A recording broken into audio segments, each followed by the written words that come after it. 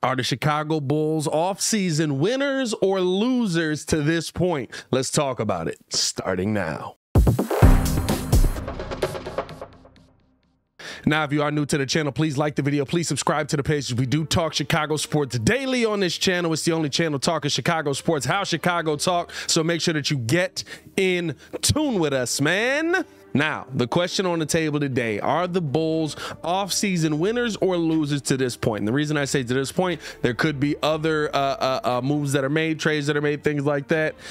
Could be a lot of things being waited on by the Kevin Durant trade to see where pieces fall, where pieces go, what teams are going to be rebuilding or going to be standing pat, right? So it's just to this point. But the Bulls have made some interesting moves this offseason. And so I think that we've got enough to talk about to say that going into next season, no matter what move they make, whether they're winners or losers. And when you look at some of the moves that are on the table for the Bulls here, right, you're talking about bringing in Andre Drummond. First and foremost, re-signing Zach LaVine to a $215 million deal over 5, bringing in Andre Drummond to a $6.6 million deal over 2 years. You get Derrick Jones Jr. in here on the same thing. You get Goran Dragic in here on $2.9 million for 1 year. How do you feel about the offseason? This is the entire offseason as well, right? Like how they did in the draft, how they did with well, that's really all they've done to this point. So how they did in the draft, right? And when I look at it, right, I think that you have to look at a couple of different things. First things first, let's start with the draft right off the bat, right? Like the draft to me, yeah, we didn't get the player that we thought we were going to get. Dalen Terry seems like he's going to be a very glue guy for the Chicago Bulls, though, which is something that I've asked a lot, right? Who's going to be that glue guy? Who's going to be that guy the Bulls need? You can't tell a lot by what these guys are going to do. We'll see them in Summer League tomorrow. We don't know anything about them yet to evaluate what they're going to do. But on the surface, right, I think that that was a move that the Bulls, to me, reached a little bit on. Could have possibly gotten somebody who could have traded back possibly and gotten a Dalen Terry there. But at the end of the day, right, Dalen Terry's here. I'm not mad at it. He's somebody that the Bulls felt really strongly about, and they went after. Shout out to AK for going to get his guy. We know he trusts his convictions. What I will say, though, is I love the move after the draft to go out and get Justin Lewis. I think that that's a big move for the Chicago Bulls. He's going to be a huge boost for the offense in the NBA. This is my the exciting part about him to me, right? Because Bulls fans were torn on, do we go get a rebounder? Do we go get a defender? Do we go get a rebounder? Do we go get a defender? Do we get a big man? You kind of got all of that wrapped into one with Justin Lewis, right? I know a lot of people wanted EJ Liddell, but when I tell you, go watch his tape, and the link to that is in the description below. Go watch his game, watch what he's able to do. Go look at some of those Marquette stat lines and see who the #1 scorer and or rebounder was in those games. Justin Lewis is that guy. He was a guy who was coveted by many coming out of that draft, and the Chicago Bulls were able to get him. I think that that's a big move for them in the offseason. I think that that kind of started things off the right way, right? And then on top of that, free agency gets started, right? Now we're talking about, okay, day one, what are we going to do? Nothing's happening. Bulls are doing nothing. Bulls are standing pat. They go out and get Andre Drummond. Andre Drummond is an interesting move. It's not the move that a lot of Bulls fans thought he was going to make, but what were we asking the Bulls to address this offseason? Shooting, rebounding, and size. No matter what you felt about this team last year, no matter how you felt this team could have been winning or couldn't have been winning, or this team overachieved or underachieved, right? There's one thing that stood out the most about the Chicago Bulls last season. It's the fact that they were a very, very undersized team. It wasn't even to the point where they were playing small ball. It was literally you were too small to be on the court in some games, right? And so I feel like the signing of Andre Drummond at the price you get him at really does a lot for you as a Bulls team, right? Because you know he's going to come in here. At a minimum, he solves your rebounding issue right off bat, right? There's a lot of people that don't like him because he's not the flashy name. He's not the Mo Bamba. He's not the guy that's going to set us up for the future. Fine. That's okay. He's here for 2 years at $6 million, and he does a job. I want him to go out there. I want him to give me 8 to 10 points. I want him to give me 8 to 10 rebounds. He addresses both of those needs and helps you out a little bit inside the paint. Those are two things that I like about that signing. It's not the flashy signing. It's not a splash signing, but I think that it's a signing that addresses a need. Remember, the Chicago Bulls weren't a bad team last year. They were just a team that needed to fill some different needs, and they've kind of done that early on here in the free agency. Now, before I continue with the video, I do want to know how you guys feel, man. Let me know in the comments below. I'll be down there talking with you as well. Do you think the Chicago Bulls are offseason winners or losers? Let me know in the comments below. I'll be down there commenting with you as well. Now, day 2 of free agency gets here. We're freaking out. Zach LaVine still hasn't signed. We're stressing. We're wiping sweat off of our heads. We're like, what's going on? Does he not want to be here? Is he going to leave? Is he going somewhere else?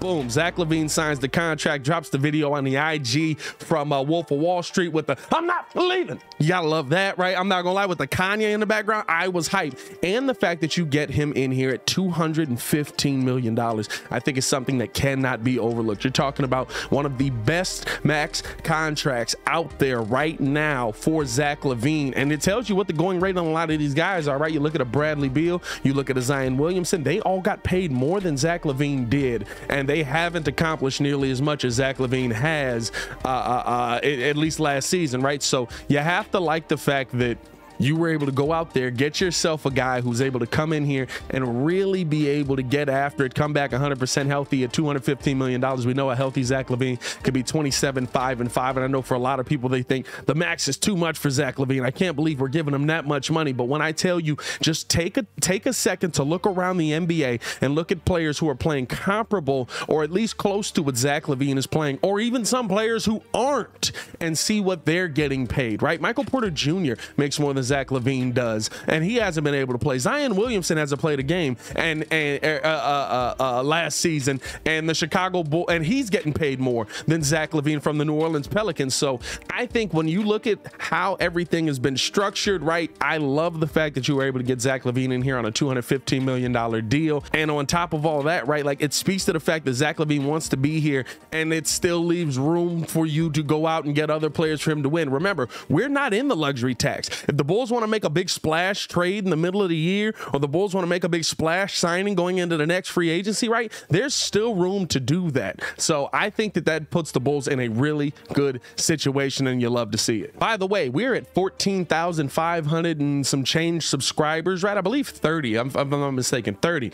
And I said that I would tell you guys how to win a Zach LaVine jersey at 14.5. So here is the jersey we will be giving away at 1,500 subscribers. The Zach LaVine My City jersey, I believe from 2 years ago. We'll be giving that away when we hit 1,500 subscribers. All you have to do to enter in is subscribe to the page and be listening on Friday. We're going to start taking in call-ins on Friday's live show. We're going to start taking in call-ins, hear me now, on Friday's live show. I said that I didn't think we were going to do trivia. Guess what? We're going to do some more Chicago Bulls trivia. That's okay. We're going to enter 10 people into the hopper. When we get to 1,500 subscribers, we'll spin the hopper, and then we will give away that Zach LaVine jersey to one very fortunate Chicago Bulls fan, just to show you guys that we appreciate you guys for rocking with us and showing love. Also, that's not the last jersey we'll give away. We're going to be giving away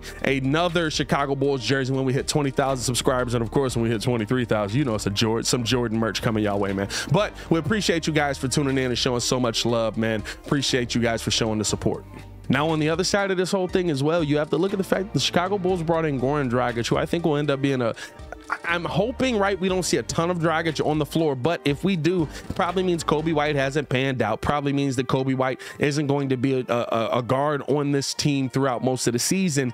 And on top of that, right, like, you're talking about a guy who's able to come in. He shoots above 40% on the spot up shot. I really want to see Goran Dragic working with Justin Lewis this offseason as well. Hopefully also working with Kobe White to be able to help him kind of get that spot up shot as well, right? But he's an above 40% spot up shooter. He absolutely addresses a need, and I think he could be a player the Chicago Bulls fans are really loving on by the end of the season, because he's going to be somebody who can come in and make key shots. But again, right, I think he's Lonzo Ball insurance. So if you feel like, you know, the tough part is, right, does that mean that Lonzo Ball's not healthy? Does that mean that Lonzo Ball's not going to be ready to go to start this season? That's kind of the question mark, but it also could just be, just in case Lonzo's injury does pop up again during the season, right, you're able to go out there and have a veteran point guard who's going to be able to stand in there next to Io, where Io doesn't have to just be like, hey, I'm new to this and I'm going to need some help. So I really like the signing of Goran Dragic. I think that it's a good signing on the surface. I think there's some underlining meaning to it, but that's okay. I'll take it on the surface. And then finally, the signing of Derrick Jones Jr., getting somebody back in here who's a role player for us,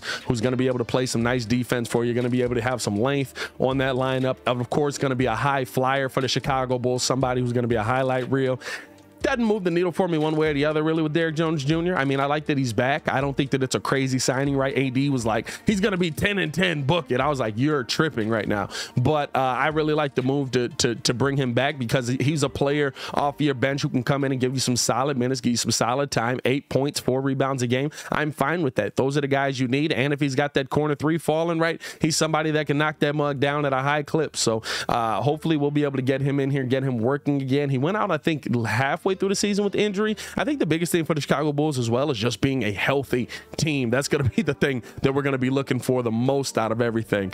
If I were to say the Chicago Bulls are winners or losers, though, and this is the time to let me know in the comments below as well, would I say the Chicago Bulls are winners? I would, because there's still room to build your team. There's still room to add pieces to this. We still have about, I believe, 7 million, if I'm not mistaken, in that mid-level exception for this year. So there's still a lot that the Chicago Bulls can do with that if they want to continue to add. There's still room if they want to go after a big name player or somebody big to go into the luxury tax, right? We don't want to just be going into the luxury tax for anybody. And I think the fact that the Bulls didn't go into the luxury tax also makes them a winner this offseason, because there wasn't a player out here in free agency that was worth going into the luxury tax for. You don't want to be the Washington Wizards where you're just going into the luxury tax to say we're going for it, when really you might not make the playoffs next season, right? Like that team is a question mark all in the air in itself. And so for me, right, like I love the fact that we paid Zach LaVine his max. We've got DeMar DeRozan, we've got Nikola Vucevic, we've got Lonzo Ball, we've got young players and Ayo Dosunmu and Patrick Williams hoping to develop. Hopefully Marko Simonovic, who's gained like 30 pounds out of nowhere, is going to develop into a player off your bench that's going to be able to get some minutes and get some time on his team, right? You have a really good team and you're still not in the luxury tax yet. That is a win to me in free agency, because there wasn't anybody worth going into the luxury tax for. So I think that you look at all the circumstances around the Bulls. Yes, the signings aren't really the big name signings, the splash signings that Bulls fans are usually hoping for in free agency, and we rarely get. I mean, we got a ton of it last year, but that's the thing. You got so much of it last year, you didn't need to have a ton of it this year. You just needed to fix some key pieces that are going to move this team in the right direction. And I think the Chicago Bulls did this. But I want to know how you guys feel, man. Let me know in the comments below. I'll be down there talking with you as well. Are the Chicago Bulls winners or losers in free agency? Let me know how you feel in the comments below. I don't know why I did that right there. That's normally for the don't worry about it, man. To continue watching our Chicago Bulls content, click the links on the screen or check the links in the description below. Y'all stay safe out there, Chicago. Peace.